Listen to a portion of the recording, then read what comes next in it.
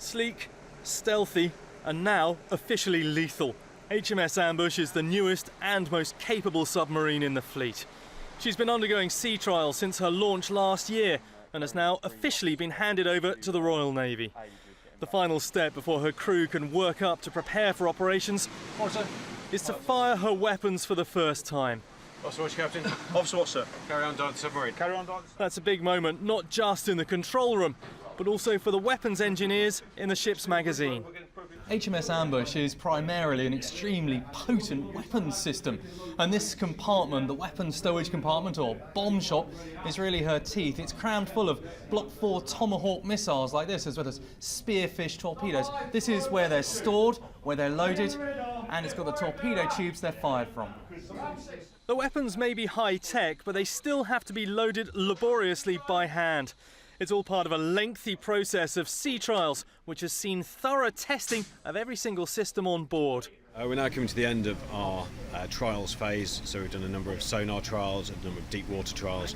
Next few days we're finalising with our weapons trials, so we'll be firing sort of our torpedoes and missiles to make sure our weapon system functions correctly, and this will mark at the end of this the end of our trials period before going to a short maintenance period. We can trial it as much as we want ashore. As soon as we get into that sea environment, you're in a different game altogether. Ambush is the second of the Astute-class submarines, boats which have had more than their fair share of problems. Launched 6 years ago, the first in class is yet to go operational. But Ambush has had a far less trying experience. The boats come on leaps and bounds. I only joined and took over command 2 months ago, and since that time I've spent the majority of that at sea with this unit completing these trials, and we haven't had any problems while doing that. So yeah, it's the future now over. First of any new boat is going to have issues. We're over that now, and we're looking to the future. Part of the technological leap is the sensor suite. Gone is the periscope, replaced by state-of-the-art digital imaging.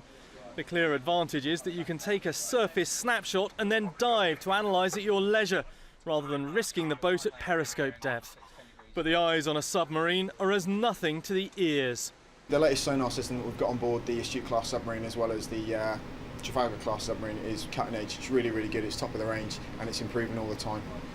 I listen to lots of things all day. We're talking fishing vessels, merchant vessels, warships, submarines, and using the equipment, our own ears, etc. as well. We can distinguish between which is which, and then give command and appreciation of exactly what's out there. Ambush is nuclear powered, with a reactor so advanced it will never need refuelling, but it needs constant supervision by expert engineers. I've been with Ambush for 4 years now, so I literally took her from a shed when she was in bits. I've seen her go together through out into the water the first time, all the initial testing, the initial start of the reactor, and now out to the threshold of going on operations next year.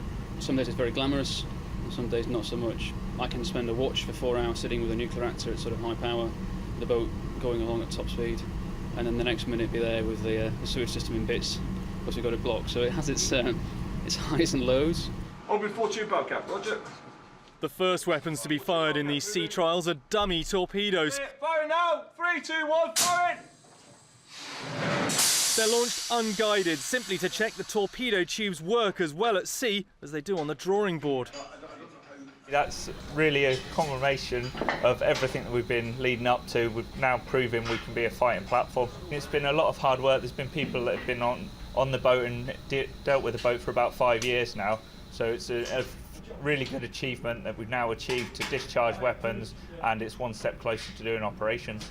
But the next step is firing a cruise missile. Open 4 tube flat valve. Open 4 tube flat valve. There's a lot of tension in the control room in the moments before launch. Stand by T-lam engagement. And then a heart-stopping few seconds before the dummy missile reaches the surface. Missile break. Range control, weapon fired, over. Once they're in service, they're going to be superb. I've been to sea for 34 years on submarines, and these are the best boats I've ever been on, without a doubt. There's no ifs or buts about it. They will be world beaten. There's no doubt about that. The engineers now have to pore over the data from the firings, but the early signs are that all's gone well. Ambush is by far the most advanced submarine in the fleet, and it's a measure of just how far the Astute-class design has matured that these initial firing tests have gone so well. Now, after a brief period of refit, she'll be declared operational. Will Inglis, Forces News, off the Isle of Skye.